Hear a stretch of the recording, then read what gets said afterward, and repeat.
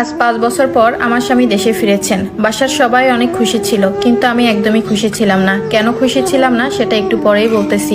হঠাৎ করে আমার স্বামী আমার দিকে তাকিয়ে বলে, কি ব্যাপার, তোমার কি মন খারাপ নাকি অন্য কিছু হয়েছে, আমাকে বলো। আমি তখন বললাম, আমার কোনো সমস্যা না, তুমি রেস্ট নাও, আমি একটু পরে আসতেছি।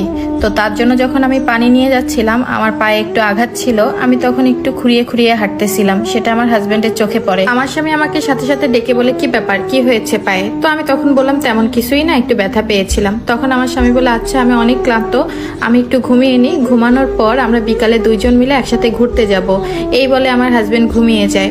সে ঠিক 3-4 ঘন্টা পর উঠে আমাকে বলে যে, তুমি সুন্দর একটা নীল শাড়ি পরো, আমার সাথে ঘুরতে বেরো হবা, সাথে সুন্দর সুন্দর গহনাও পরবা। আমি তখন একটু হেসেই উত্তর দিলাম, আমি এসব কোথায় পাবো? আমার তো হাতে গোনা 2-3টা শাড়ি আর 2-3টা জামা আছে, যে জামাগুলো আমি সবসময় বাসায় পরি। আমার স্বামী তখন চেঁচিয়ে বলল, মজা করো না আমার সাথে, যেটা বলেছি সেটা করো। আমিও তাকে জবাব দিলাম, কেন মজা করতে যাব তোমার সাথে? যা সত্যি তাই বলেছি, আমার এর থেকে বেশি আর কিছুই নাই। তখন আমার স্বামী বলে ওঠে, আমি তো তোমাকে 5-6 মাস পর পর তোমার পছন্দের শাড়ি কেনার জন্য মায়ের কাছে টাকা পাঠাই, প্রতি মাসে তোমাকে 2000 টাকা করে দিই এক্সট্রা ভাবে। এছাড়াও এই তো গত 2 মাস আগে তোমার জন্য 1 লক্ষ টাকা পাঠিয়েছিলাম তোমার স্বর্ণের গয়না বানানোর জন্য। এসব কোথায় গেল? আমি একটু বিরক্ত হয়েই বললাম যে আমার এসব কিছুই নাই, আমি যেতে পারবো না। তখন আমার স্বামী বলে, ফোন দিলে তো ঠিকই বলতা যে তোমার সবকিছুই আছে, এসব এখন কোথায় গেল? এত সময় স্বামীর সাথে একটু গরম গলায় কথা বললেও শেষমেশ আমি কান্নাটা ধরে রাখতে পারিনি। তখন আমি আমার স্বামীকে বললাম, তোমার মা এসব আমাকে কিছুই দেয়নি, পাশের রুমে তোমার মা আছে, চাইলে তুমি তোমার মাকে এনে সামনে জিজ্ঞাসা করতে পারো।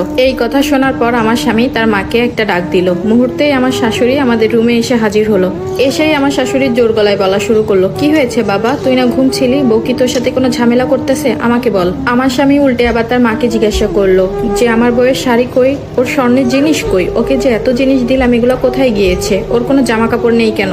আজকে আমি এতদিন পর বাসায় এসেছি, তারপরও দেখি ওর গায়ে নোংরা একটা কাপড়। মুহূর্তেই আমার শাশুড়ি চুপ হয়ে গেল, তার মুখ থেকে একটা কোনো কথা বের হচ্ছে না। তখন আমার স্বামী বলে, কি হলো মা, উত্তর দাও। তখন আমি এক প্রকার বলেই উঠলাম, তোমার মা আর কি উত্তর দিবে, আমি সব বলতেছি, তুমি একটু শোনো। তুমি বিদেশে যাওয়ার পর তোমার মা আর তোমার বোন আমাকে অনেক কষ্ট দিয়েছে, যা বলার মতো না। কাজে যদি কখনো ভুল হতো, কখনো তোমার মা কখনো তোমার বোন সাথে সাথে আমার গায়ে হাত তুলতো। ওই যে তোমার বোনকে দেখতে পাচ্ছ, ও আমার থেকে ছোট, কিন্তু ওর সাহস হয় কিভাবে আমার গায়ে হাত তোলার? আর বাকি রইল গহনা আর জামা কাপড়ের কথা। গত মাসে আমাকে যে টাকাটা পাঠিয়েছিল, ওই টাকাটা দিয়ে তোমার বোন নতুন একটা আইফোন কিনেছে, পালে জিজ্ঞাসা করে দেখো, সে তো সামনেই আছে। আর এই যে প্রতিটা ঈদ আসতো, ঈদের সময় বাসা বাড়িতে যেসব মহিলারা কাপড় নিয়ে আসতো, এই যে 200-400 টাকার দাম, ওইখান থেকেই আমাকে কিনে দিত।